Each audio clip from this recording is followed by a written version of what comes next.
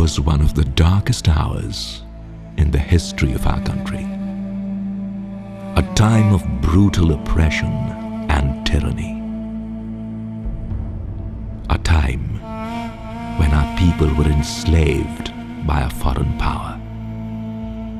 Their spirits crushed by humiliation.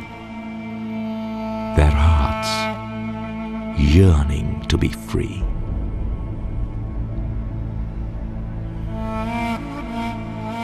It was in the darkness of this turmoil that a tiny lamp of hope was lit.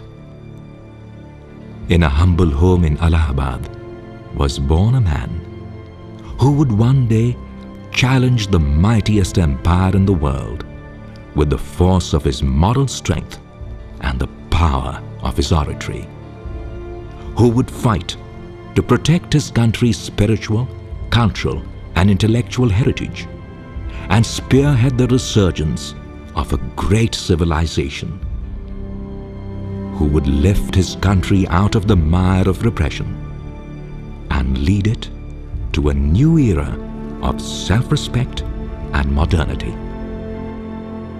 A man with such lofty ideals and supreme human values that Gurudev Rabindranath Tagore himself gave him the title of Mahamana, luminous mind, magnanimous heart.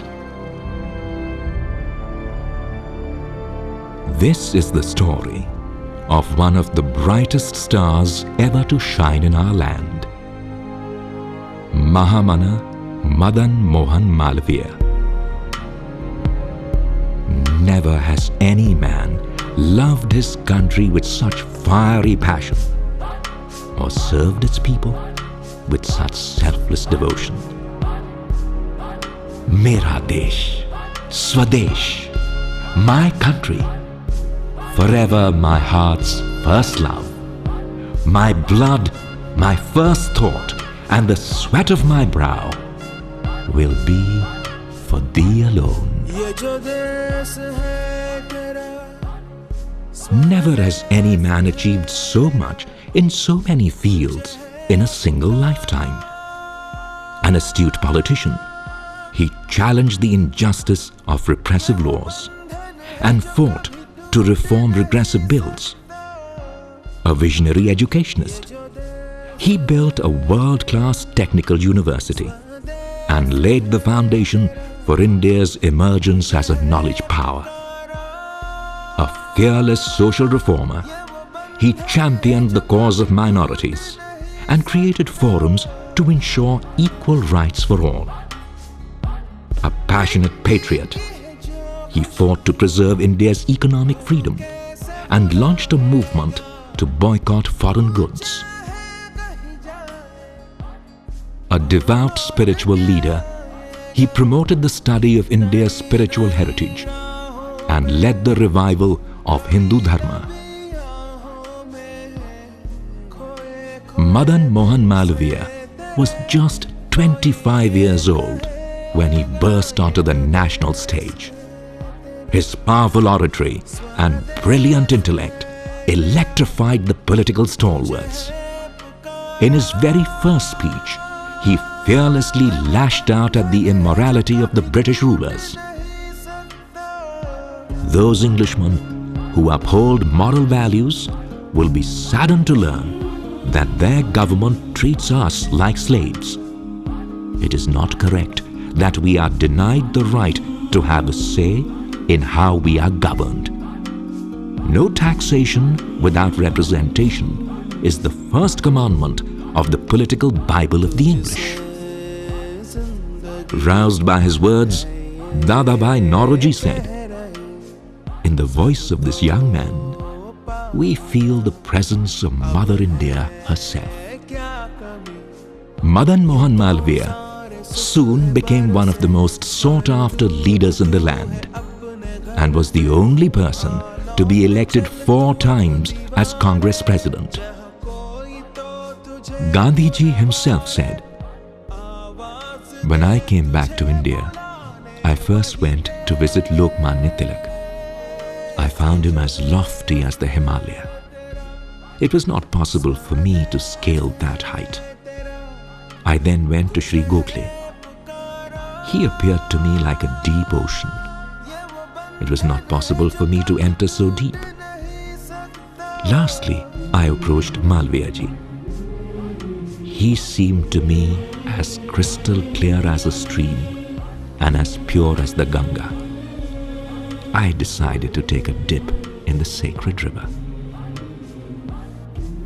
Gandhiji often called himself a pujari of Malaviya ji. There may be dark spots in my character, but Madan Mohan Malaviya is spotless. He is Pratasmarniya, a sage, who, if remembered early in the morning, makes a man rise above the mire of self-centeredness. A visionary leader, Malaviya ji did not want to follow India of 5,000 years ago.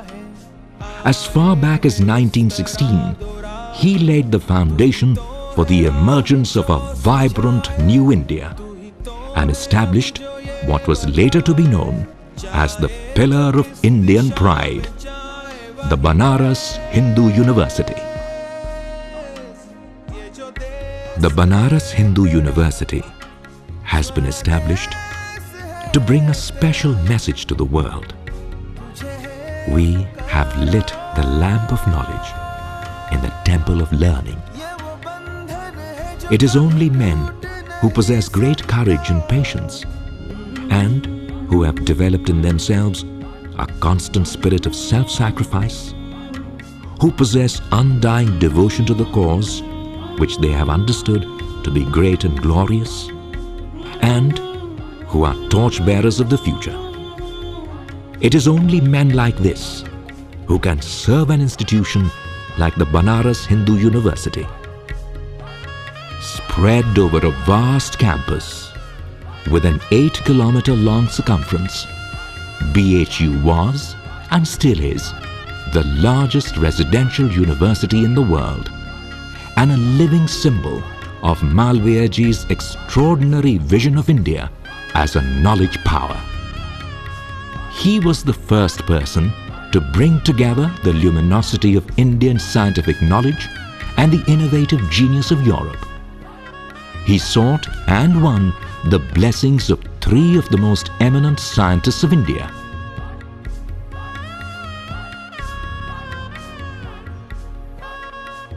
This was undoubtedly the birth of the science and technology revolution in India and earned Malaviya ji the title of Rashtriya Guru Mahamana.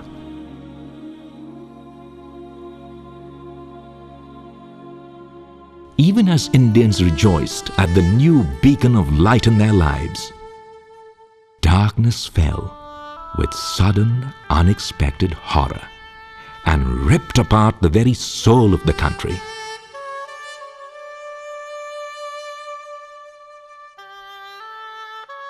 Jallianwala Bagh, a name that will forever be seared on the hearts of all Indians. The horror unleashed by General Dwyer on a peaceful gathering and the cold-blooded massacre of thousands of men, women and children affected Malaviya ji very deeply. He poured out his anguish in an impassioned address in the Legislative Council. He spoke for a full 5 hours and gave what is considered the most powerful speech in the history of Indian legislature. This was the turning point in Malaviya ji's life, and he became the British government's fiercest critic. In 1931, he travelled to London with Mahatma Gandhi and Sarojini Naidu to take part in the Round Table Conference. His eloquence and fearless indictment of the British astounded everyone. Said Arnold Ward, a British MP, Malaviya ji is a man of very high caliber. He speaks strongly against the government and lashes the English statesman. There is no other more selfless leader than him in India.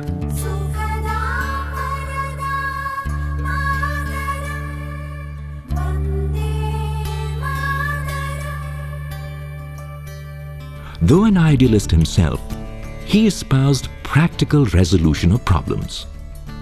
In 1931, when Gandhiji went on a hunger strike in Yerawada jail to draw attention to the plight of the Harijans, Malaviya ji visited him and assured him that he would negotiate a pact with Ambedkar.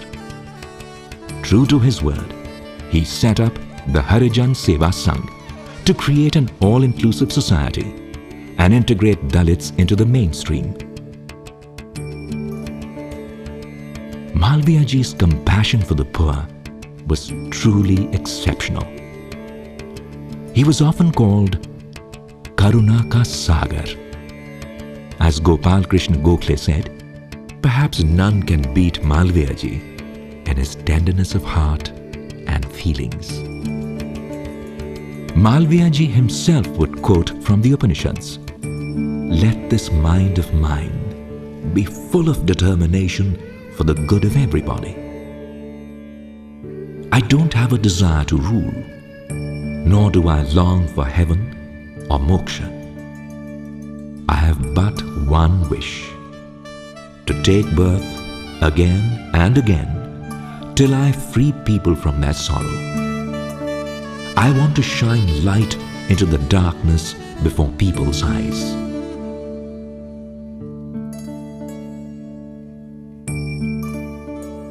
Malaviya ji did not live to see the freedom of the country he loved so much.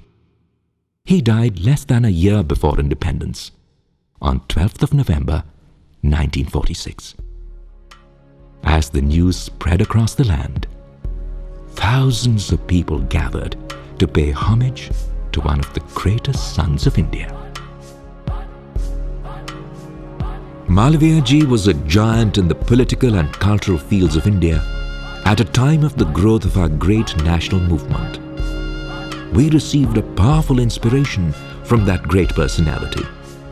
There can be no doubt of the tremendous service he did to our country and of the powerful effect he had on the innumerable people who were influenced by him. It is fit and proper that we should pay homage to this great man who is the foundation stone of the huge building of independence.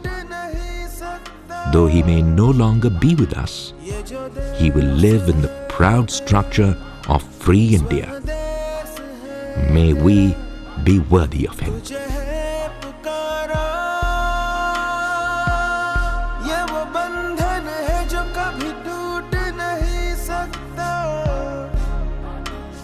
Madan Mohan Malaviya ji's legacy has endured. His vision of a strong, free, intellectually and economically powerful India has come true. His profound love for the country of his birth and his selfless striving to uplift his fellow citizens will remain an inspiration for generations to come.